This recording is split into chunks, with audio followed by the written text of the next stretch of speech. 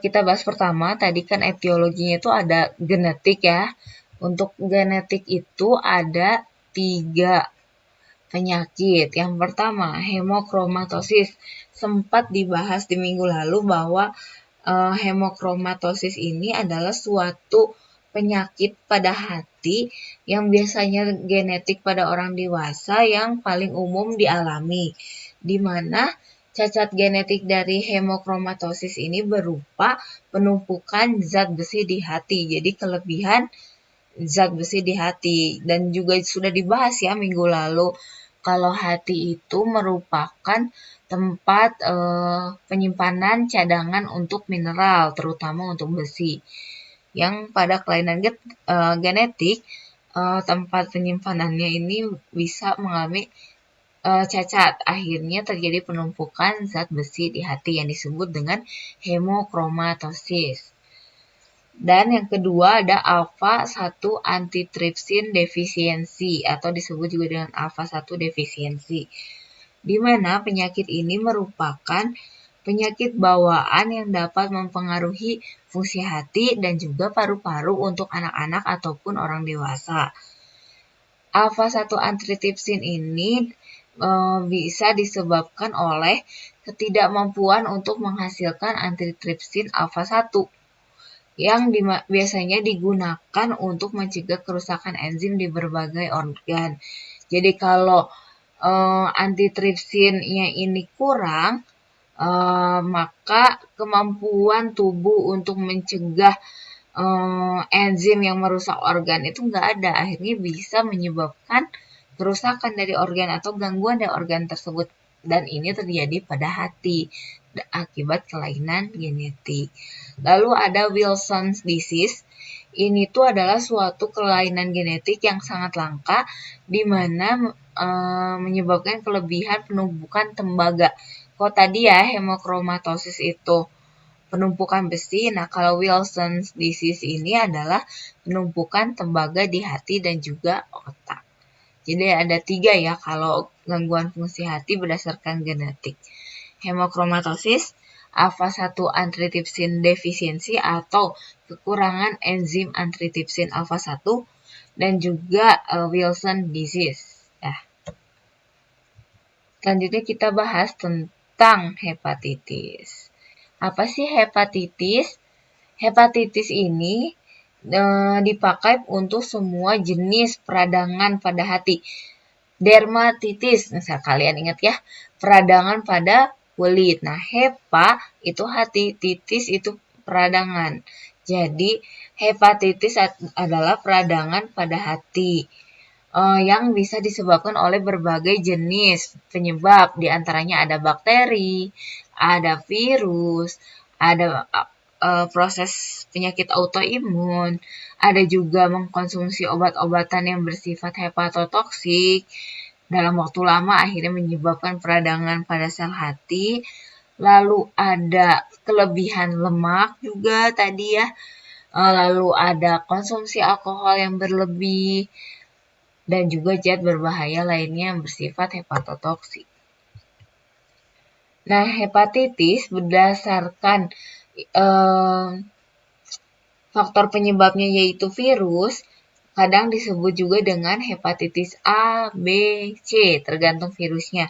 Sebenarnya hepatitis yang disebabkan oleh virus itu ada banyak, sampai G.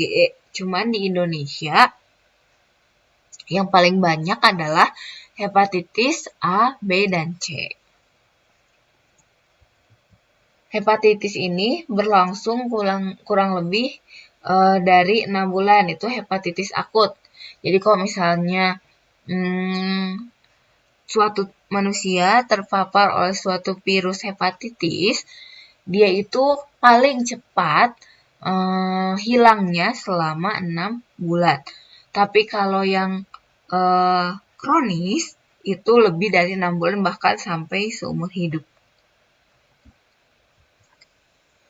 Jadi hepatitis ini kalau berdasarkan penyebabnya digolongkan lagi ada hepatitis virus, hepatitis alkoholik, dan autoimun. Dan untuk hepatitis alkoholik, ini adalah hepatitis yang disebabkan oleh konsumsi alkohol yang berlebih, akhirnya menginduksi atau menyebabkan gangguan fungsi hati. Sedangkan hepatitis virus adalah peradangan pada organ hati yang disebabkan oleh suatu virus. Kalau autoimun tadi yang sudah kita bahas sedikit, bahwa gangguan fungsi hati akibat tubuh menyerang organ hati itu sendiri. Yang pertama kita bahas tentang autoimun hepatitis, di mana pada penyakit autoimun hepatitis ini, sel imun akan menyerang tubuh kita sendiri. Nah, kasusnya pada hepatitis autoimun ini tuh di mana sel-sel imun akan merasa bingung sel mana yang harus diserang, akhirnya dia merusak tubuh kita sendiri dengan menyebabkan gangguan fungsi pada sel hati, karena salah satu organ yang ditarget adalah sel hati. Gitu. Jadi kondisi di mana tubuh menyerang hati yang menyebabkan hati mengalami peradangan dan juga terluka. Nah, untuk autoimun ini sebenarnya tidak bisa disembuhkan, hanya bisa dicegah. Biasanya dengan obat-obat imunosupresan. Nah, untuk autoimun hepatitis biasanya pasiennya diberikan dengan obat golongan steroid. Contohnya ada prednison untuk mencegah kerusakan sel hati akibat autoimun. Yang kedua kita bahas adalah hepatitis virus, di mana hepatitis virus ini ada 5 jenis ya, yang umumnya, yaitu hepatitis A, B, C, D, dan E. Namun sebenarnya udah sampai G, cuman masih jarang. Untuk hepatitis A merupakan penyakit akut jangka pendek. Ini yang tadi ya disebutnya bisa kurang dari 6 bulan. Lalu ada hepatitis B, C, dan D. Ini adalah hepatitis yang berkelanjutan atau sifatnya adalah kronis. Dia bisa sampai dengan 10 tahun atau seumur hidup. Lalu ada hepatitis E. Ini sifatnya mirip dengan hepatitis A. Namun virus hepatitis E ini bisa menyebabkan sesuatu yang berbahaya pada wanita hamil. Virus hepatitis A dan E biasanya hanya menyebabkan infeksi akut tadi ya, kurang dari 6 bulan atau jangkanya sangat pendek. Jika berdasarkan waktu ditemukannya, hepatitis A ini ditemukan pada tahun 1973 bernama Picornaviridae, sedangkan hepatitis B pada tahun 1970 itu Hepadnaviridae, hepatitis C itu pada 1998 Flaviviridae, sedangkan hepatitis D belum tahu namanya, saya juga coba cari tapi nggak ketemu, ditemukan pada tahun 1977. Lalu hepatitis E yaitu pada tahun 1983 yaitu Calliciviridae dan Hepaviridae. Sedangkan F dia adalah merupakan mutasi dari virus hepatitis B. Dan G paling muda ditemukannya ya tahun 1995 yaitu tentang Flaviridae. Namun secara umum di Indonesia yang paling banyak adalah A, B, dan C. Kita akan bahas selanjutnya dimulai dengan hepatitis A, yaitu suatu peradangan pada sel hati yang disebabkan oleh virus hepatitis A. Hepatitis A ini sering terjadi dalam bentuk KLB, biasanya terjadi di satu sekolah yang sama akibat dari pencemaran air minum ataupun pencemaran pada makanan atau makanan yang tidak dimasak, makanan yang tercemar oleh suatu virus hepatitis A. Lalu higiene dan sanitasi yang buruk. Jadi virus hepatitis A ini mudah menular melalui makanan dan juga feses. Jadi ketika makan kenapa kita harus menjaga higiene dan sanitasi yang baik, karena virus ini bisa menular melalui oral.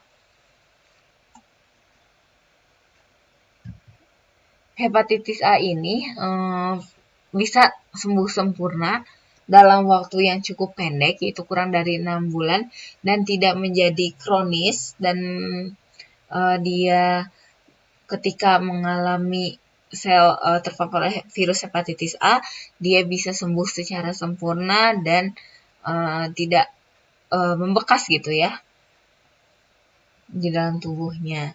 Secara etiologi tadi sudah disebutkan bahwa hepatitis A ini disebabkan oleh virus hepatitis A. Cara penularannya itu fekal oral. Jadi dia bisa disebabkan akibat kontaminasi feses terhadap makanan akibat higiene dan sanitasi yang buruk. Untuk hepatitis A ini memiliki beberapa gejala. Yang paling ringan itu hanya berupa demam, lemas, kurang nafsu makan, mual, muntah, dan lalu urin yang berwarna lebih gelap seperti teh, dan juga adanya perubahan pada warna kulit yang terlihat lebih kuning. Selain di kulit ada di mata juga, yang disebut juga dengan jaundice atau ikterus. Biasanya pada anak berusia di bawah 5 tahun umumnya tidak memberikan gejala yang jelas. Sedang pada anak yang lebih tua ataupun dewasa, gejalanya itu muncul lebih berat. Bahkan gejala penyakit kuningnya mencapai dengan 70%. Virus hepatitis A ini dapat dicegah dengan menerapkan perilaku hidup bersih dan sehat ya. Jadi jangan lupa, apalagi terutama saat corona ya sekarang, sangat penting untuk menjaga sanitasi dan higiene yang baik.